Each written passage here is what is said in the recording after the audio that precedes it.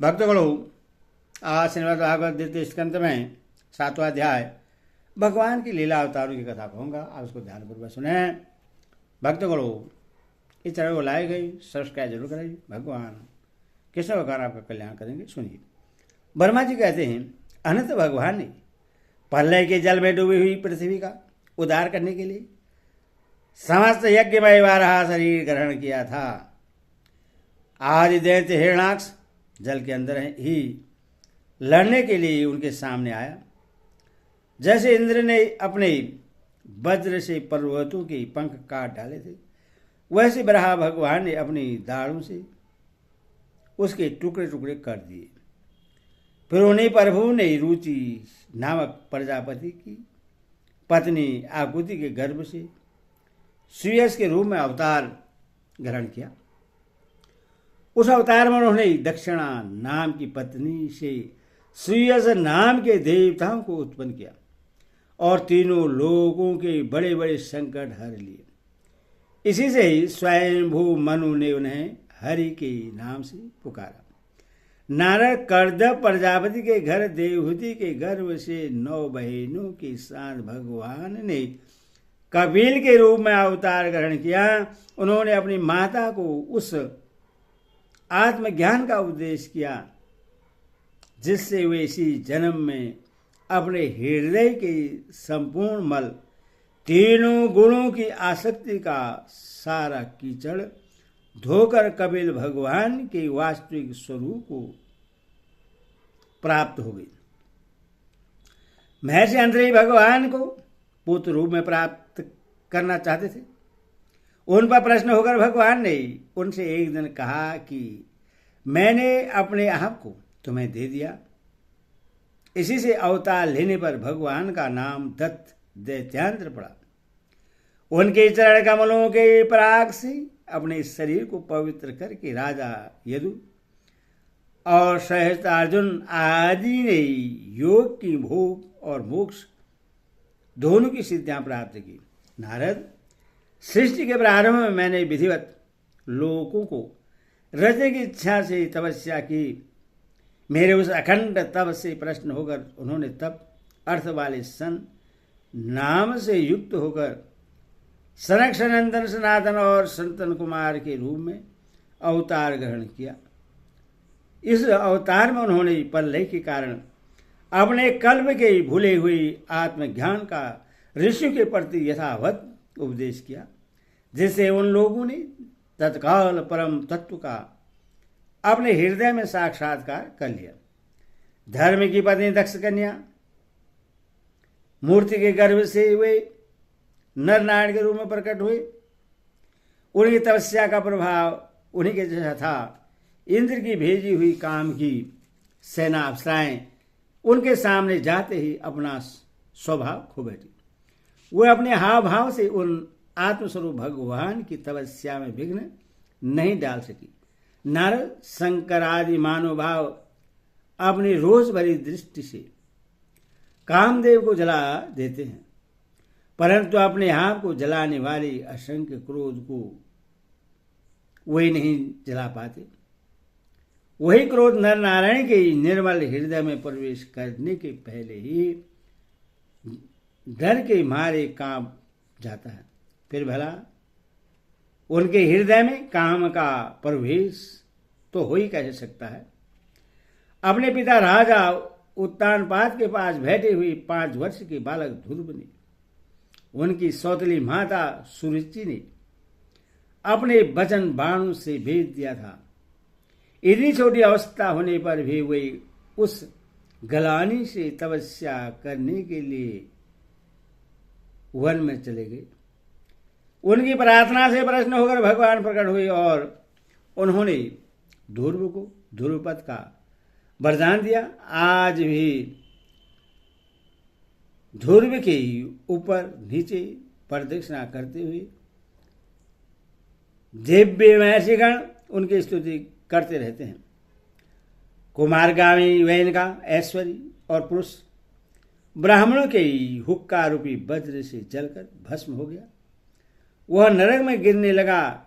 ऋषियों की प्रार्थना पर भगवान ने उनके शरीर मंथन से पृथ्वी के रूप में अवतार धारण कर उससे नरकों से उबारा और इस प्रकार पुत्र शब्द को चरितार्थ किया। उसी अवतार में पृथ्वी को गाय बनाकर उन्होंने उससे जगत के लिए समस्त औषधियों का दोहन किया। राजा नाभि की पत्नी सुदेवी के गर्भ से भगवान ने ऋषभ देवी के रूप में जन्म लिया। इस अवतार में समस्त आसक्तियों से रहित रहकर अपने इंद्रियों और मन को अत्यंत शांत करके एवं अपने स्वरूप में स्थित होकर समदर्शी के रूप में उन्होंने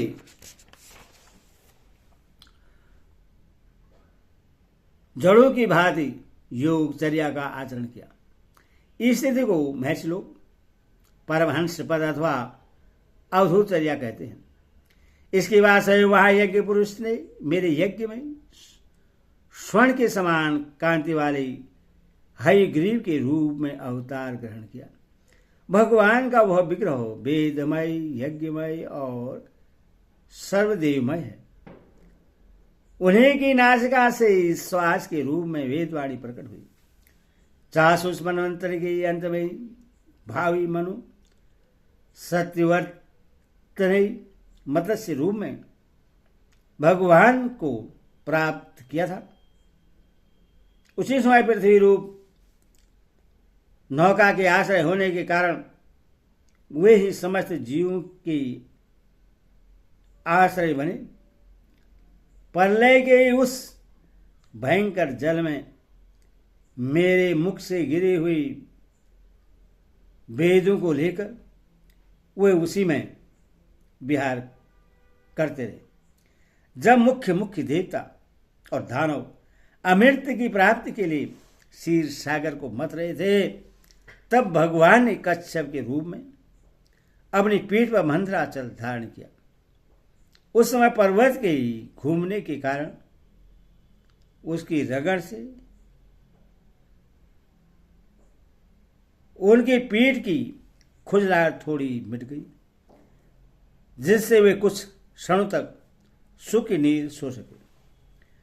देवताओं का महान मत मिटाने के लिए उन्होंने नरसिंह का रूप धारण किया।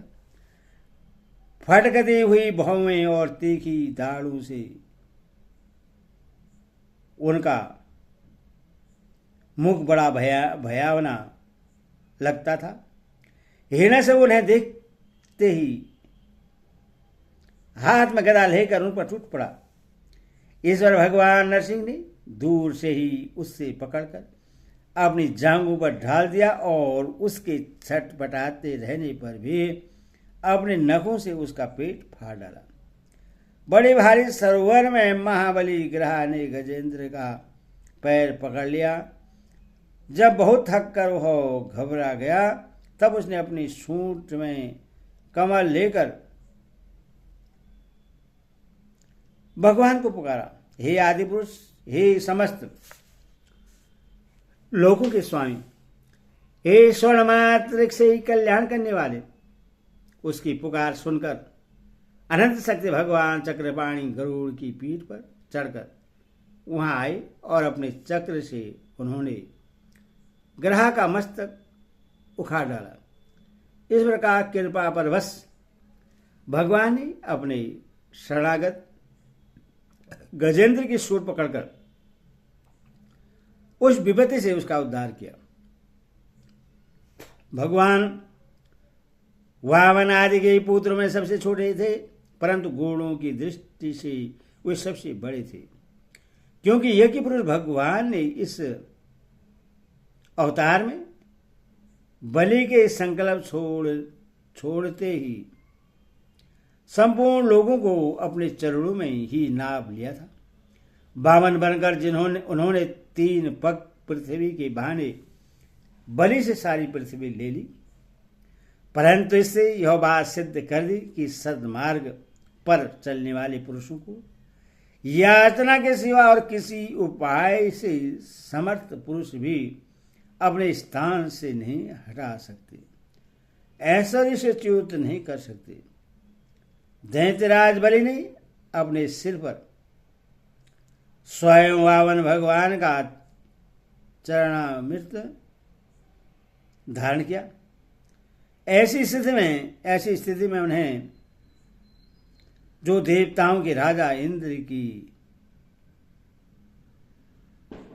पदवी मिली, इसमें कोई बलि का पुरुषार्थ नहीं था। अपने गुरु शुक्राचार्य के मना करने पर भी वे अपनी प्रतिज्ञा के विपरीत कुछ भी करने को तैयार नहीं हुए, और तो क्या भगवान का तीसरा पग पूरा करने के लिए उनके चरणों में सिर रखकर उन्होंने अपने आप को भी समर्पित कर दिया।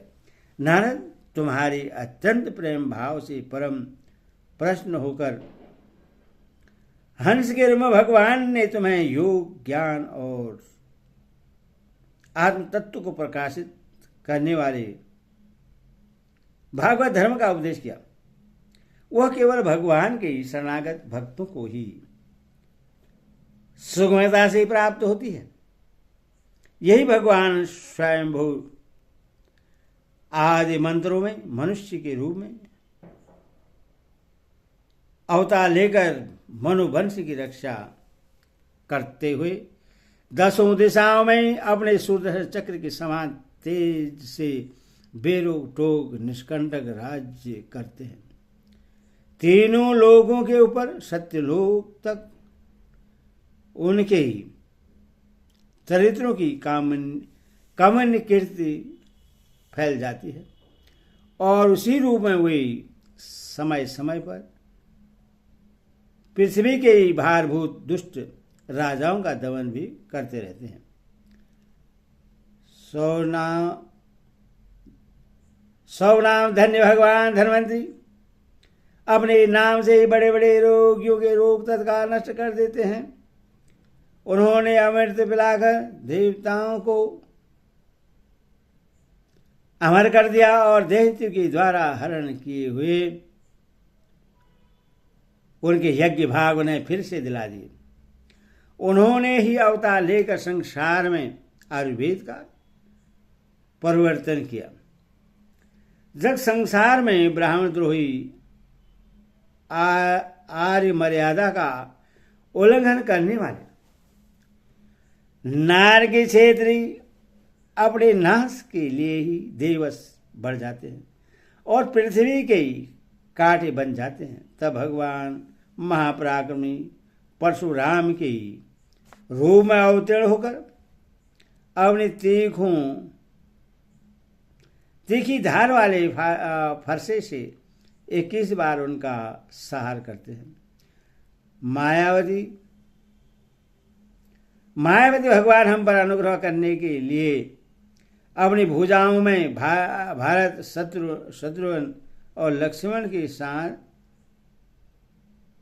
श्री राम के रूप में इक्ष्वाकु के वंश में अवतीर्ण होते हैं। इस अवतार में अपने पिता की आज्ञा का पालन करने के लिए अपनी पत्नी और भाई के साथ वे वन में निवास करते हैं। उसी समय उनसे विरोध करके रावण उनके हाथों मरता है। त्रिपुर विमान को जलाने के लिए उधर शंकर के समान जिस समय भगवान राम शत्रु की नगरी लंका को भस्म करने के लिए समुद्र तट पर पहुंचते हैं, उस समय सीता के वियोग के कारण बड़ी हुई क्रोधाग्नि से उनकी आंखें इतनी लाल हो जाती हैं कि उनकी दृष्टि से ही समुद्र के मगरमच्छ, सावर, ग्रह आदि जितने जीव जलने लगते हैं और भय से थरथर कांपता हुआ समुद्र झटपट उन्हें मार्ग दे देता है। जब रावण की कठोर छाती से टकराकर इंद्र के वाहन ऐरावत के दांत चूर चूर होकर चारों ओर फैल गए हैं, जिससे दिशाएं सफेद हो गई हैं, तब दिग्विजयी रावण घमंड से फूलकर हंसने लगा था। वही रावण जब श्री रामचंद्र की पत्नी सीता जी को चुराकर ले जाता है और लड़ाई के मैदान में उनसे लड़ने के लिए गर्भपूर्वक आता है, तब भगवान श्री राम की धनुष के टंकार से ही उसका सारा घमंड प्राणों के साथ तत्क्षण विलीन हो जाता है। जिस समय झुंड के झुंड दैत्य पृथ्वी को रोध डालेंगे, उस समय उसका भार उतारने के लिए भगवान अपने सफेद और काले केश से बलराम और श्री कृष्ण के रूप में कला अवतार ग्रहण करेंगे। वे अपनी महिमा को प्रकट करने वाले इतने अद्भुत चरित्र करेंगे कि संसार के मनुष्य उनकी लीलाओं का रहस्य बिल्कुल नहीं समझ सकेंगे। बचपन में ही पूतना के प्राण हर लेना, 3 महीने की अवस्था में पैर उछालकर बड़ा भारी छकड़ा उलट देना और घुटनों के बल चलते चलते आकाश को छूने वाले यवनार्जुन वृक्षों के बीच में जाकर उन्हें उखाड़ डालना, ये सब ऐसे कार्य हैं जिन्हें भगवान के सिवा और कोई नहीं कर सकता। जब कल्याणाग से विष से दूषित तो हुआ यमुना जल पीकर बछड़े और गो बालक मर जाएंगे, तब वे अपनी सुधामयी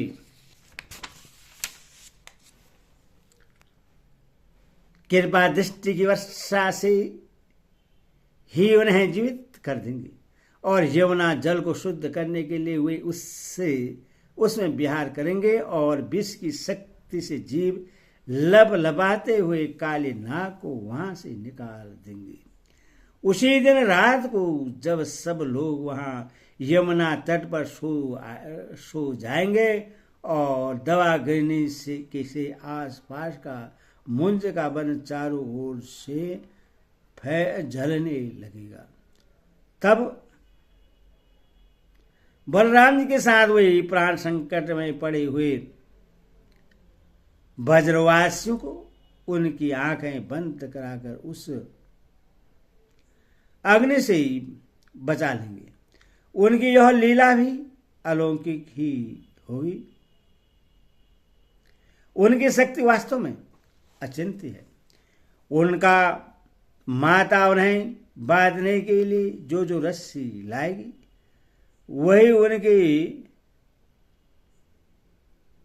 हृदय में पूरी तरह पड़ेगी। 2 अंगुल छोटी ही रह जाएगी तथा जमाए लेते समय श्री कृष्ण के मुख से 14 भुवन देखकर पहले तो यशोदा भयभीत हो जाएगी, परंतु फिर वे संभल जाएगी। वे नंद बाबा को अजगर के भय से और वरुण के पास से छुड़ाएंगे। मई दानव का पुत्र व्योमासुर जब गो बालकों की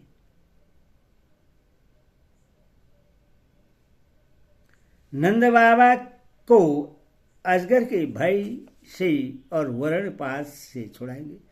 मई दानव का पुत्र व्योमासुर अब जब गो बालों को पहाड़ की गुफाओं में बंद कर देगा, तब वे उन्हें भी वहां से बचा लाएंगे। गोकुल के लोगों को जो दिन भर तो काम धंधों में व्याकुल रहते हैं और रात को अत्यंत थक कर सो जाते हैं, साधनाहीन होने पर भी वे अपने परम धाम में ले जाएंगे। निस्वार नारद जब श्री कृष्ण की सलाह से गोलोक इंद्र का यज्ञ बंद कर देंगे, तब इंद्र वज्र भूमि का नाश करने के लिए चारों ओर से मूसलाधार वर्षा करने लगेंगे। उससे उनकी यथा उनके पशुओं की रक्षा करने के लिए भगवान कृपावश हो 7 वर्ष की अवस्था में 7 दिनों तक गोवर्धन पर्वत को एक ही हार से छत्रक पुष्प कुकुर मोती की तरह खेल खेल में धारण किए रहेंगे। वृंदावन में विहार करते हुए रास करने की इच्छा से वे रात के समय जब चंद्रमा की उज्जवल चांदनी चारों ओर छिटक रही होगी। अपनी बांसुरी पर मधुर संगीत की लंबी तान छेड़ेंगे। उससे प्रेम विभल होकर आई हुई गोपियों को जब कुबेर का सेवक संगचुट हरण करेगा तब वो उसका सिर उतार लेंगे। और भी बहुत से परलवासुर, धेनुकासुर, बक्कासुर, केशी, अरिष्टासुर आदि दैत्य, चारण आदि पहलवान, कोविय, पेड़ा, हाथी, कंस, कालीवन, भौमासुर और मिथ्या, वासुदेव, शाल्य, देवित, वानर, वल्व, दंत वक्त, राजा, नग्नजित के साथ बैल, संबासुर, विरुद्ध और रुक्मी आदि तथा कंबोध, मनुष्य, कुरु, केकई और सर्ज आदि देशों के राजा लोग एक जो भी योद्धा धनुष धारण करके युद्ध के मैदान में सामने आएंगे वे सब बलराम, भीमसेन और अर्जुन आदि नामों की आड़ में स्वयं भगवान के द्वारा मारे जाकर उन्हीं के धाम में चले जाएंगे।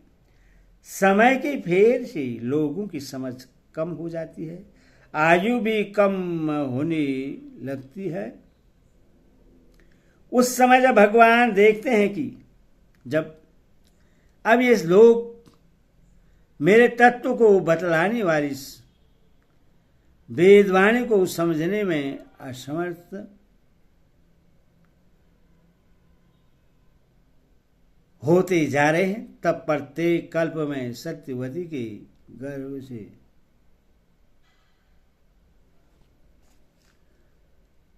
प्यास के रूप प्रकट होकर वे वेद रूपी वृक्ष का विभिन्न शाखाओं के रूप में विभाजन कर देते हैं। देवताओं के द्वारा दैत्य लोग भी वेद मार्ग का सहारा लेकर मैदानों की बनाए हुए अदृश्य वेग वाले नगरों में रहकर लोगों का सत्यानाश करने लगते हैं। तब भगवान लोगों की बुद्धि में मोह और अत्यंत लोभ उत्पन्न करने वाले वेश धारण करके बुद्ध के रूप में बहुत से उपधर्मों का उपदेश करेंगे। कलयुग के अंत में जब सत्पुरुषों के घर में भगवान की कथा होने में बाधा पड़ने लगेगी, ब्राह्मण, क्षेत्र, वैश्य, पाखंडी और शूद्र राजा हो जाएंगे। यहां तक कि कहीं भी स्वास्वदा और वस्त्राकार की ध्वनि देवता पितरों का यज्ञ श्राद्ध की बात तक नहीं सुनाई पड़ेगी। तब कलयुग का शासन करने के लिए भगवान कलि का अवतार ग्रहण करेंगे। जब संसार की रचना का समय होता है तब तपस्या, नौ प्रजापति, मरीचि आदि ऋषि और मेरे रूप में जब सृष्टि की रक्षा का समय होता है तब धर्म, विष्णु, मनु, देवता और राजाओं के रूप में तथा जब सृष्टि के प्रलय का समय होता है तब अधर्म, रुद्र और क्रोधवश नाम के सर्व एवं दैत्य आदि के रूप में सर्वशक्तिमान भगवान की अमोत्तरीय भगवान की माया विभूतियां ही प्रकट होती हैं। अपनी प्रभा के बल से पृथ्वी के एक एक धूलि कण को गिर चुकने पर भी जगत में ऐसा कौन पुरुष है जो भगवान की शक्तियों की गणना कर सके। जब वे त्रिवेकम अवतार लेकर त्रिलोकी को नाप रहे थे उस समय उनके चरणों के अद्वय वेग से प्रकृति रूप अंतिम आवरण से लेकर सत्यलोक तक सारा ब्रह्मांड कांपने लगा था। तब उन्होंने ही अपनी शक्ति से उससे स्थिर किया था। समस्त सृष्टि की रचना और सहार करने वाली माया उनकी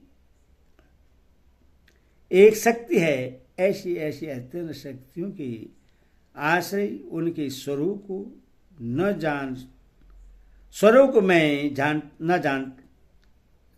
जानता हूँ और न तुम्हारे बड़े भाई सनकादि ही, फिर दूसरों तो कहना ही क्या है। आदिदेव भगवान से सहस्त्र मुख से उनके गुणों का गायन करते आ रहे हैं, किंतु वे अब भी उनके अंत की कल्पना नहीं कर सके, जो निष्कपट भाव से अपना सर्वस्व और अपने आप को भी उनके चरण कमलों में निछावर कर देते हैं। उन पर वे अनंत भगवान स्वयं ही अपनी ओर से दया करते हैं और उनकी दया के पात्र ही उनकी दुष्टर माया का स्वरूप जानते हैं और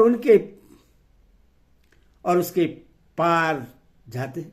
वास्तव में ऐसे पुरुष ही कुत्ते और सियारों के कलेवा रूप अपने और पुत्रादि के शरीर में यह मैं हूं और यह मेरा है ऐसा भाव नहीं करते। प्यारे नारायण, परम पुरुष की उस योग माया को मैं जानता हूं तथा तुम लोग भगवान शंकर, दैत्य कुलभूषण, प्रहलाद, शत्रुपा, मनुपुत्र, प्रलय, पिरिवत आदि प्राचीन भाई रिभु और ध्रुव भी जानते हैं। इनके सिवा स्वागु, पुरुरुबा, मुचुकुंद, जनक, गाधी, रघु, अम्बरीश, सगर, गय, यथादि आदि था मान्यता, अलर्क, सद्धर्मा, मनु, हृदयदेव, भीष्म,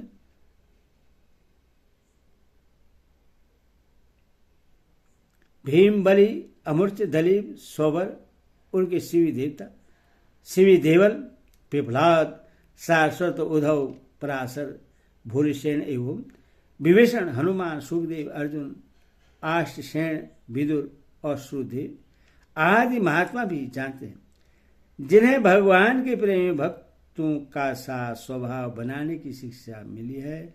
वे स्त्री, शूद्र, हूढ़, भील और पाप के कारण पशु पक्षी आदि योनि में रहने वाले भगवान की माया का रहस्य जान जाते हैं और इस संसार सागर से सदा के लिए पार हो जाते हैं।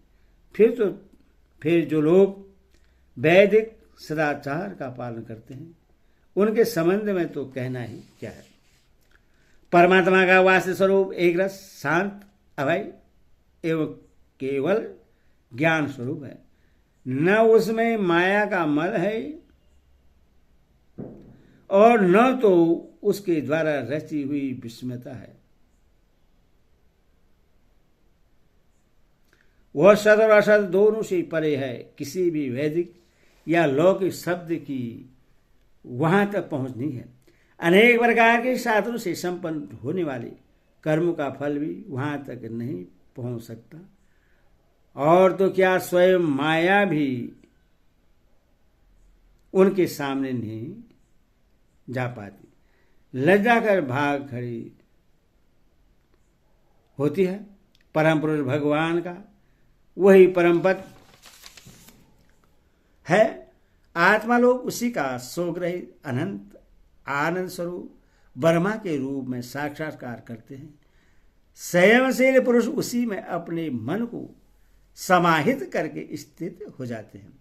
जैसे इंद्र स्वयं मेघ रूप से विद्यमान होने के कारण जल के लिए कुआं खोदने की कुदाल नहीं रखते, वैसे ही वे भेद दूर करने वाले ज्ञान साधनों को भी छोड़ देते हैं। समस्त कर्म के फल भी भगवान ही देते हैं, क्योंकि मनुष्य अपने स्वभाव के अनुसार जो शुभ कर्म करता है वह सब उन्हीं की प्रेरणा से होती है। इस शरीर में रहने वाले पंचभूतों के अलग अलग हो जाने पर जब यह शरीर नष्ट हो जाता है, तब भी इसमें रहने वाला अजनबा पुरुष आकाश के समान नष्ट नहीं होता। बेटा नारद, संकल्प से विश्व की रचना करने वाले षष्ठेश्वरी संपन्न श्री हरि का मैंने तुम्हारे सामने संक्षेप से वर्णन किया। जो कुछ कार्य कारण अथवा भाव है वह सब भगवान से भिन्न नहीं है। फिर भी भगवान तो उससे पृथक भी हैं ही, भगवान ने मुझे जो उपदेश किया था यह वही भागवत है। इसमें भगवान की विभूति का संक्षिप्त वर्णन है। तुम इसका विस्तार करो। जिस प्रकार सबके आश्रय और सर्वस्वरूप भगवान श्री हरि लोगों की प्रेममयी भक्ति हो, ऐसा निश्चय करके इसका वर्णन करो। जो पुरुष भगवान की अचिंत्य शक्ति माया का वर्णन या दूसरे के द्वारा किए हुए वर्णन का अनुमोदन करता है अथवा श्रद्धा के साथ नित्य स्मरण करते हैं, उनका चित्त माया से कभी मोहित नहीं होता। हरि ओम तत्सद, हरि ओम तत्सद, हरि ओम।